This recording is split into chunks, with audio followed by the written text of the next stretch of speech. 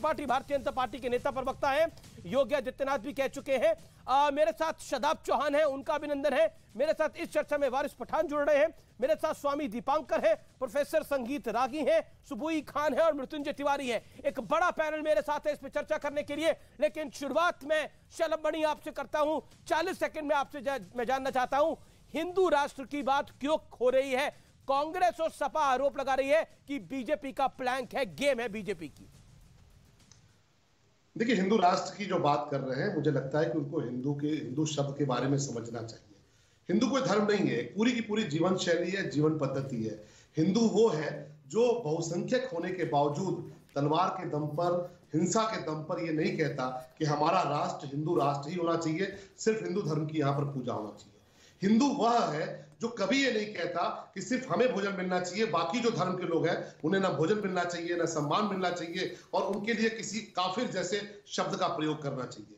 हिंदू वह है जो ये कहता है कि धर्म की जय हो, अधर्म का नाश हो, प्राणियों में सद्भावना हो, विश्व का कल्याण हो। यानी ये नहीं कहता कि केवल हिंदू धर्म की जय हो, ये नहीं कहता कि केवल हमारा कल्याण हो, ये नहीं कहते कि केवल हमारे देश की जय हो, पूरे विश्व का कल्याण हो। तो जो पूरे विश्व को अपना परिवार मानता हो, विश्व में लाखों करोड़ों अरबों लोग रहते हैं, अलग अलग पंथ के लोग रहते हैं, अलग अलग धर्म के लोग रहते हैं, और हिंदू वह है जो वसुधैव कुटुंबकम की बात करता है कि पूरा विश्व हमारा परिवार है, सभी जो प्राणी है उनमें आपस में सद्भाव हो। इस हिंदुत्व को जो समझेगा वो कभी हिंदुत्व का ना तो विरोध करेगा और न हिंदू राष्ट्र की जो अवधारणा है उसका विरोध करेगा। ये कौन नहीं जानता कि ये सनातन संस्कृति से चला आ रहा है ये हिंदुस्तान। हिंदुस्तान नाम आखिर कैसे पड़ा? सिंधु नदी के किनारे जो लोग थे वो हिंदुस्तान के तौर पर उनको जाना जाता है। और हमारे बहुत सारे मुस्लिम साथी जब दूसरे देशों में जाते हैं तो भले उनका ये धर्म हो सकता है कि इस्लामिक हो, पर उनको किस नाम से जाना जाता है कि ये भारत से कोई हिंदू आए हैं। तो इसलिए मुझे नहीं लगता कि इसमें कोई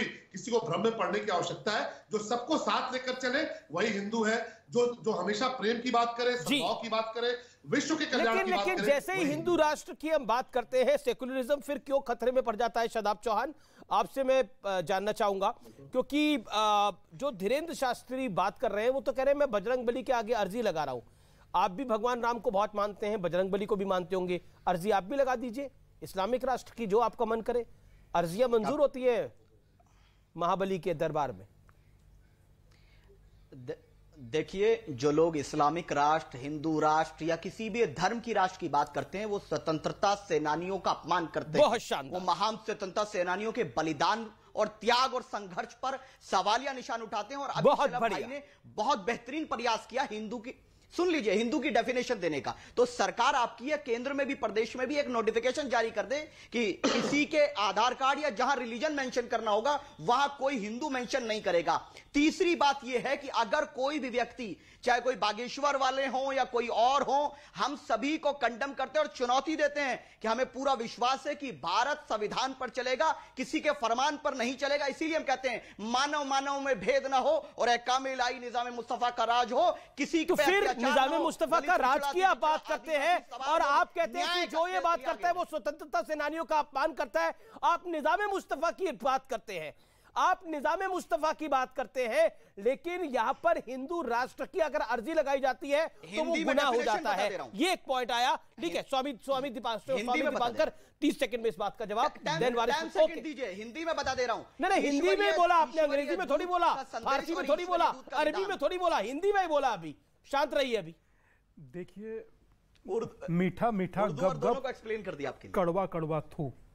आप जो मर्जी कहिए, इस तरह की चर्चा और चर्चा के बाद मुस्कुराहट, यकीन मानिए हजारों करोड़ों लोगों को जो आपको देखते होंगे उन्हें मार डालती है कि कोई किस प्रकार एक चीज को गलत कहकर दूसरी अपनी गलत को सही करने का जब प्रयत्न करता है तो कहीं ना कहीं हृदय पर कुठाराघात होता है। मैंने कल आपसे क्या कहा था अमीश बाबू कि आप जो झारखंड में हुई घटना की आप फोटोज या वीडियोस दिखा रहे हैं वो आप गलत कर रहे हैं और वो दिखाना गुनाह है। 3 ही मिनट बाद वारिस बाबू ने आपसे क्या कहा, रशीदी जी ने आपसे क्या कहा, वारिस भाई नहीं थे, रशीदी जी ने क्या कहा। तो मेरा अर्थ कुल मिलाकर कहने का यह है कि यहां अगर CAA पर कानून आता है तो वो गलत है, और अगर ताज पर कोई निर्णय उसका आ जाता है कोर्ट का तो वो सही है। तो अपने अकॉर्डिंग जब चीजें चलती हैं तो निसंदेह अपराध हो जाती है। मैं एक बड़ी बात कहना चाहता हूं। जी।